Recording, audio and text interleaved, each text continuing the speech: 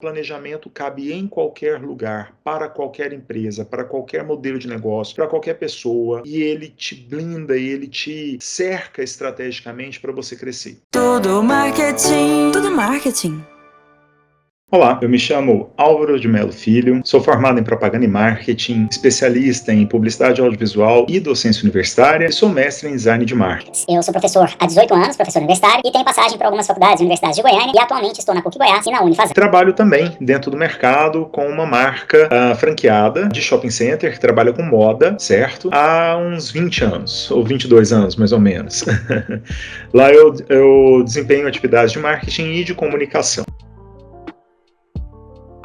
Sobre o mercado para 2022, eu sou muito realista, né? Eu tenho muito pé no chão. Então, eu vejo um ano ainda um pouco conturbado em termos de mercado. Não será um ano fácil, com certeza um ano melhor do que os dois últimos que a gente enfrentou, mas não será um ano fácil porque a gente ainda está em pandemia. Existem invariáveis incontroláveis, claro, como as variantes, né, que surgem aí do coronavírus, que podem ou não trazer aí um certo risco maior que obrigue os mercados a fecharem novamente. Então, enquanto a gente não tiver um controle maior dessa pandemia, a vacinação é o caminho para isso, claro, a gente está um pouco distante, talvez de uma certa normalidade, sujeito a variáveis que possam fechar nosso mercado novamente. Então, eu tenho o pezinho muito no chão em relação a isso. A gente vê que no último ano faltaram vários insumos dentro do mercado para produção de produtos, isso internacionalmente falando, mas a gente vê que o mercado está em ampla recuperação. A gente tem um mercado aí que está querendo reagir, que está reagindo, mas existem algumas questões aí internacionais, inclusive, em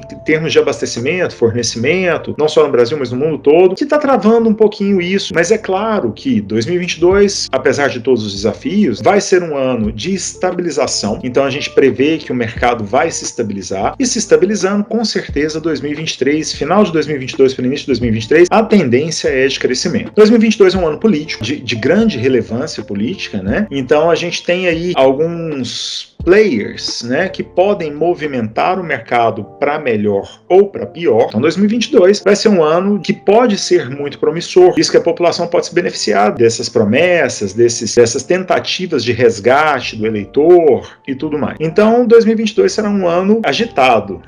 Porém, eu acho que a gente é brasileiro, a gente não desiste nunca, né? Eu acho que a gente tem que continuar batalhando, tem que continuar tentando, porque é assim mesmo. A gente tem que ir em busca dos nossos sonhos, a gente tem que trabalhar, né, bastante para alcançar aquilo que a gente quer, e tudo na vida requer dedicação, requer tempo, requer estudo. Então a dica que eu dou, né, para 2022 é estude muito seu mercado, planeje bastante, tenha cautela, seja criterioso na leitura das pesquisas que você fizer em termos econômicos, financeiros, de crescimento, mercados, né? Coloque isso tudo no papel, tente analisar todas as variáveis macroambientais, microambientais, internas, e planeje o seu ano. Se você já tem uma empresa, se você não tem, planeje a sua entrada dentro do mercado. Mas não desista. O mercado requer coragem, e eu acho que os empreendedores, eles trabalham com isso. 2022 seja um ano mais leve e mais gentil com a gente também, né? Mais carinhoso com a gente, e que o mercado ofereça novas oportunidades. Vamos ser otimistas e vamos ver o que vem por aí. Eu acho que para os serviços, né, sempre há espaço. Serviço no Brasil é algo que é pouco valorizado. Se você for observar, quando a gente vai analisar a prestação de serviço nos Estados Unidos, por exemplo, ou em outros países, na Europa, é caro, muito caro você ter o serviço de um pintor, por exemplo, de um encanador. É por isso que muito desses mercados, as pessoas aprendem a fazer tudo. Por quê? Porque como é muito alto o valor para requerer um serviço, as pessoas tendem a aprender a fazer tudo com as próprias mãos. No Brasil, a gente tem pouca valorização de serviço. Em todos os âmbitos, eu não estou falando só serviços de casa, não, eu estou falando de serviços em geral. No Brasil, a gente tem uma mão de obra muito boa, muito qualificada. A gente tem uma população muito guerreira. E sempre quando a gente vai para a área de serviços, a gente tem uma oferta muito grande. E isso acaba desvalorizando um pouquinho o setor de serviços, né? Mas a gente tende também a um crescimento nesse sentido, visto que os mercados estão abrindo novamente. E quando a gente abre o mercado, a gente abre todo um rol de possibilidades de trabalho.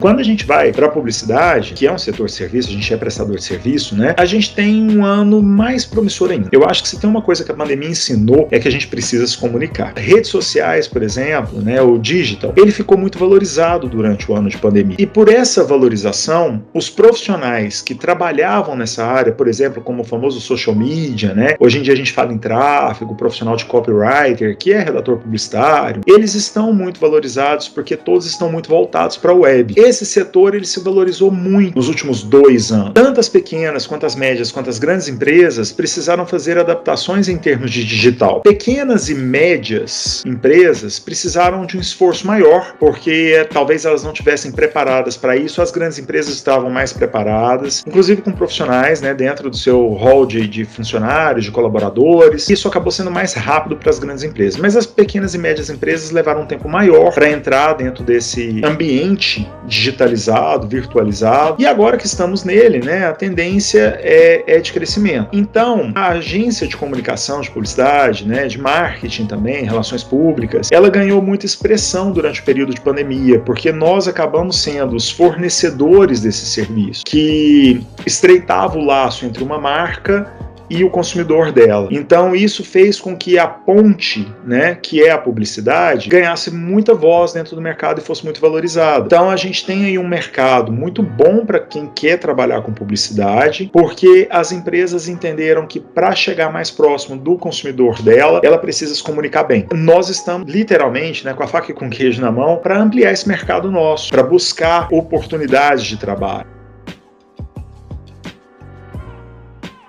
Acredito eu também que a gente tem que levar em consideração o digital, em se tratando de digital, isso que eu acabei de dizer, não vai matar o presencial. Uma das coisas que eu escutei muito durante o período de pandemia foi que o digital vai matar o presencial está com os dias contados. Eu acho que existe uma coisa que é necessidade, existe uma coisa que é desejo. A necessidade ela está intrínseca ao ser humano. O desejo é como eu escolho saciar a minha necessidade. Então o ser humano ele tem necessidade de se hidratar. Como ele se hidrata? É um desejo. A marca do refrigerante, do suco, da água, do café, da cerveja que ele escolhe beber é desejo. Então o desejo é como eu escolho atender a minha necessidade. A necessidade ela está intrínseca ao ser humano. E uma das necessidades que o ser humano tem é de sociabilização. O digital vai ter crescimento, mas o presencial sempre terá o seu espaço, visto que o ser humano tem necessidade de sociabilização. Quando iniciou a pandemia, né, vieram as videochamadas e estávamos muito reclusos, a gente se deu bem muito com isso, sabendo que era temporário. Ao passar do tempo, a gente foi percebendo que a sociedade precisava do contato. O brasileiro, especialmente, que é muito próximo, muito ligado, muito amoroso, muito carinhoso, precisava reatar os seus laços. Se teve uma coisa que a pandemia ensinou pra gente, é que a gente é sociável, mais do que a gente até imaginava, talvez. Existe uma tendência muito grande de fortalecimento pós-pandêmico do presencial. Então eu não acredito que o digital vá matar o presencial. O que eu acredito é que um vai complementar o outro. Haverão mudanças, claro, já